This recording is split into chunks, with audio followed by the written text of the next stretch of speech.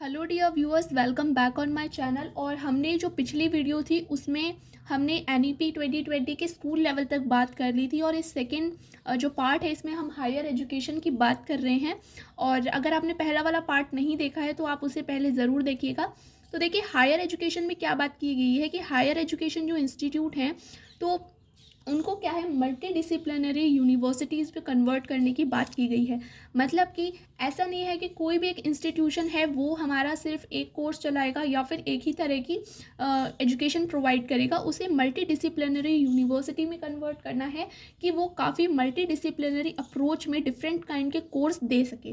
ठीक है, यहाँ पे दो तरह की इंपॉर्टेंट यूनिवर्सिटीज़ की बात की गई है। एक है रिसर्च इंटेंसिव यूनिवर्सिटीज़ और एक है टीचिंग इंटेंसिव यूनिवर्सिटीज़।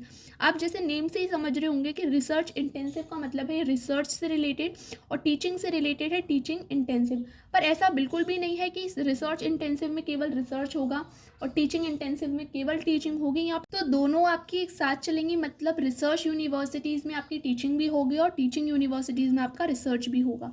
इसके बाद आपके यहाँ पे ब्लेंडेड मोड ओडीएल की बात की गई है। मतलब ब्लेंडेड मोड ये है कि जैसे जब से कोरोना आया है तो जब से क्या हुआ है, हमारी बहुत सारी चीज़ें ऑनलाइन शिफ्ट हो गई, हमारी स्टडीज़ ऑनलाइन शिफ्ट हो गई हैं। तो ऐसा नहीं है कि हम सिर्फ ऑफलाइन ही कोर्स क्या करेंगे, अवेलेबल करेंगे। हमको उन चीज़ों को ऑनलाइन बेस्ड भी करना है, तो हमको ऑफलाइन और ऑनलाइन दोनों चीज़ों पे ध्यान देना है। इसके बाद HEIs यहाँ पे ये जो दे रखा है इसका मतलब है हायर इंस्टीट्यूशंस। तो हायर इंस्टीट्यूशंस को 2040 तक मल्टी डिसिप्लिनरी इंस्टीट्यूशन में कन्वर्ट करना है, ये टारगेट रखा गया है। तो आप इस टारगेट को याद रखिएगा। इसके बाद 2030 तक नियर बाय डिस्ट्रिक्ट में एक मल्टी डिसिप्लिनरी इंस्टीट्यूशन हो। मतलब कि 2040 तक तो ये टारगेट है कि हर डिस्ट्रिक्ट में एक MI हो, लेकिन 2030 तक ये है कि नियर बाय डिस्ट्रिक्ट में एक MI तो हो। मतलब हर डिस्ट्रिक्ट में ना हो पाए लेकिन नियर बाय डिस्ट्रिक्ट में एक मल्टी डिसिप्लिनरी इंस्टीट्यूशन हो। इसके बाद यहाँ पे नेक्स्ट आपकी जो model public universities for holistic and multi disciplinary education की बात की गई है। इसका मतलब ये है कि जो हमारे IIT और IIM हैं इनसे भी ऊपर एक यूनिवर्सिटी होगी जिसका नाम होगा multi disciplinary education and research university. Short form में इसको मैरू कहा गया है। तो आप इसकी डेफिनेशन ज़रूर याद रखिएगा कि इसका फुल फॉर्म क्या है। तो IIT और IIM से ऊपर एक ये भी यूनिवर्सिटीज़ होंगी जिसमें मल्टी डिसिप्लिनरी कोर्स प्रोवाइड किए जाएंगे। ठीक है, इसके बाद यहाँ पे national research foundation NRF will be set up to increase research culture. देखिए ये आपको यहाँ पे दिख रहा होगा, आई होप। तो NRF की बात की गई है जो कि आपके रिसर्च कल्चर है उसको इंक्रीज़ करेगा, उसको डेवलप, उसको मतलब इंक्रीमेंट देने के लिए, उसकी हेल्प करने के लिए तो NRF हेल्प करेगा।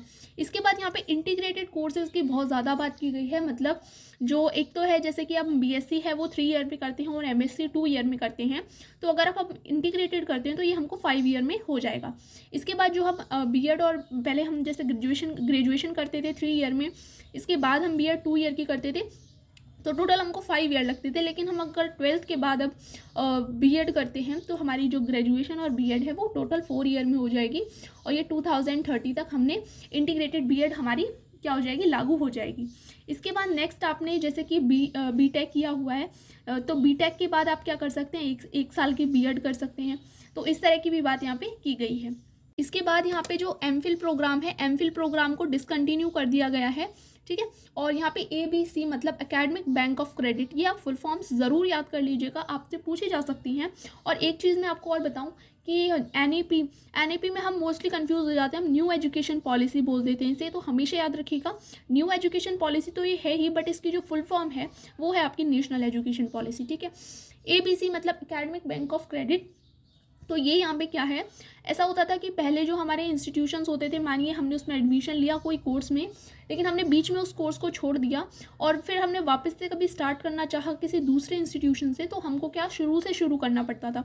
लेकिन अब क्या है, अगर हम एक इंस्टीट्यूशन से कर रहे हैं और हमने उसे बीच में स्किप कर दिया तो वो हमारे क्रेडिट ऐड हो जाएंगे और हम जब भी दोबारा से उसी कोर्स में एडमिशन लेना चाहेंगे तो हम उससे आगे से शुरू कर पाएंगे, हमको शुरू से शुरू नहीं करना पड़ेगा।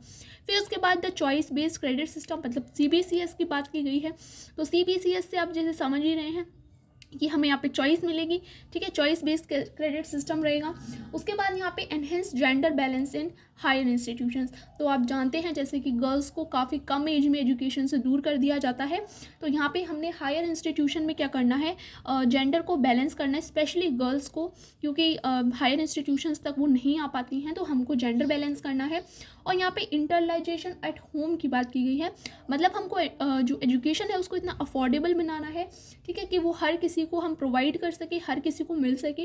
और जो हमारा एक हमेशा से रोल रहा है इंडिया का विश्व गुरु का, मतलब कि दूर दूर से लोग यहाँ पढ़ने आते थे, तो वो हमको जो रोल है वापस से रीस्टोर करना है, ठीक है, इतनी अफोर्डेबल हमको एजुकेशन बनानी है। तो ये ओवरऑल मैंने इंपॉर्टेंट जितने भी टॉपिक थे हायर एजुकेशन से रिलेटेड वो मैंने आपको बता दिए हैं, जो कि एक आपको मेन तो पता ही होना चाहिए। अगर आपसे तुरंत एक क्विकली एक क्वेश्चन पूछा जाता है तो ज़्यादा नहीं तो थोड़ा बहुत तो पता ही होना चाहिए। तो ओवरऑल आप जान गए होंगे। अगर आपने पहली वाली वीडियो नहीं देखी है तो आप वो भी देख लीजिएगा। और मैंने रोज़ यहाँ पे एक इंटरव्यू से रिलेटेड वीडियो डालती हूँ। अगर आपने और पिछली वाली वीडियोस नहीं देखी हैं तो आप मेरे चैनल पे जाके प्लेलिस्ट में देख सकते हो। आई होप आपको वीडियो अच्छा लगा होगा। चैनल को सब्सक्राइब ज़रूर करिएगा। थैंक